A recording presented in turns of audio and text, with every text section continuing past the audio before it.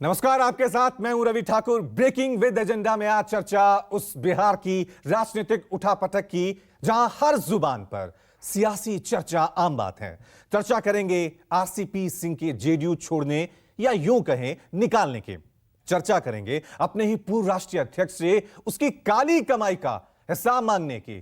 चर्चा करेंगे राज्यसभा ना भेजे जाने के बाद से आरसीपी की नीतीश के खिलाफ बगावत की और अब जुबानी हमलों की। चर्चा करेंगे 2024 के लोकसभा चुनाव और 2025 में होने वाले विधानसभा चुनाव पर। इस उथल पुथल के असर की चर्चा भी होगी। चर्चा इसलिए क्योंकि कल आरसीपी सिंह ने सादे कागज पर 2 लाइन का इस्तीफा लिखकर जेडीयू को छोड़ दिया, क्योंकि उनकी अकूत कमाई 9 साल में 58 प्लॉट और 40 बीघा जमीन पर उनकी ही पार्टी ने उनसे जवाब मांग लिया था। चर्चा इसलिए क्योंकि विपक्षी नेता जब बीजेपी के खिलाफ हो जाते हैं तो ऐसा माना जाता है कि ईडी का एक्शन तेज हो जाता है और आरसीपी सिंह से काली कमाई पर ही सफाई मांगी जा रही थी। चर्चा आरसीपी के नीतीश कुमार पर हमले और बीजेपी की तरफदारी करने की। चर्चा तेजस्वी के, आपको बता दें, हैं सीबीआई ईडी के खिलाफ महारैली की और सबसे अहम चर्चा बिहार में फूटने वाले सियासी बम की, जिसका जिक्र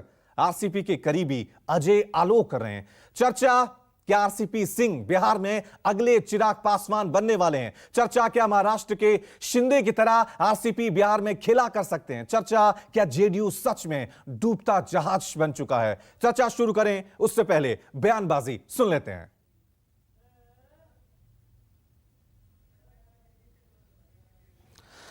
तो आपको बता दें कि किस तरह से बयानबाजी का दौर जो है वो शुरू हो गया है। एक तरफ आरसीपी सिंह ने इस्तीफा दिया और बयानबाजी दी, जिसमें उन्होंने कहा कि जेडीयू अब डूबता हुआ जहाज है। दूसरी तरफ जेडीयू की तरफ से भी बयान सामने आए और उनसे संपत्ति का हिसाब किताब मांगा गया था। तो बिहार में राजनीतिक उथल पुथल जो है वो मच चुकी है। अब देखना यह है कि जो सियासी तूफान आया है बिहार में, यह किस दिशा की तरफ बिहार की राजनीति को ले जाता है।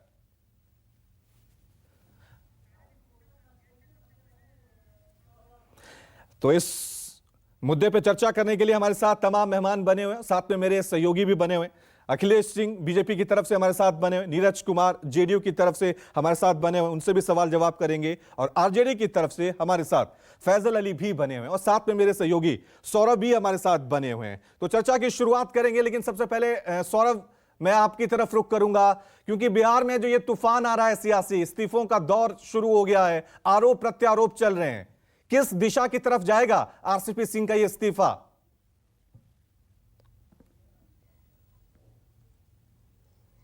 जी बिल्कुल, मैं आपको बताना चाहूंगा कि मैं इस वक्त आरसीपी सिंह के गांव मुस्तफापुर में मौजूद हूं और आप मेरे पीछे देख सकते हैं यह आरसीपी सिंह का पैतृक आवास है और यहीं पर यह आरोप लगाया गया था कि इस गांव के अगल बगल में करीब 58 ऐसे प्लॉट हैं जिसको आरसीपी सिंह ने पिछले 9 सालों में खरीदा था। और इसी आरोप के बाद कल आरसीपी सिंह ने अपना इस्तीफा सौंप दिया, यह कहकर कि यह जो आरोप मुझ पर लगाया गया है यह मेरी छवि खराब करने की कोशिश की है पार्टी ने और अब मैं इस पार्टी में बिल्कुल नहीं रहूंगा। और साथ ही इन्होंने यह भी कहा था कि जो भी आरोप लगाए गए हैं यह बिल्कुल निराधार है, क्योंकि जो भी प्लॉट की चर्चा पार्टी कर रही है वह प्लॉट मेरे नहीं बल्कि मेरी बेटी और मेरे पत्नी के नाम पर हैं। और इसके अलावा आरसीपी सिंह ने कई ऐसी बातें कही है, खासकर अगर नीतीश कुमार के बारे में मैं आपको बताना चाहूंगा तो उन्होंने मुख्यमंत्री नीतीश कुमार को निशाने पर लेकर कहा कि देश का ऐसा कौन सा मुख्यमंत्री होगा जो 11 बजे ऑफिस जाता है, फिर 1 बजे वह खाने के लिए चला जाता है और शाम में करीब 3 घंटे बैठकर कुछ लोगों के साथ भुंजा पार्टी करता है। तो निश्चित रूप से आरसीपी ने पार्टी पर कई ऐसे आरोप लगाए हैं जो अब तक सामने नहीं आए थे।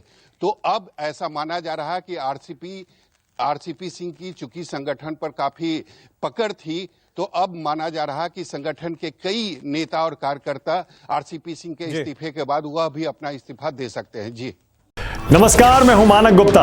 अगर आपको हमारा ये वीडियो पसंद आया हो तो इसे लाइक और शेयर जरूर करें और हां, हमें सब्सक्राइब और फॉलो करना ना भूलें ताकि आप देश और दुनिया की कोई खबर मिस ना करें। तो जुड़े रहिए हमारे साथ और देखते रहिए न्यूज़ 24।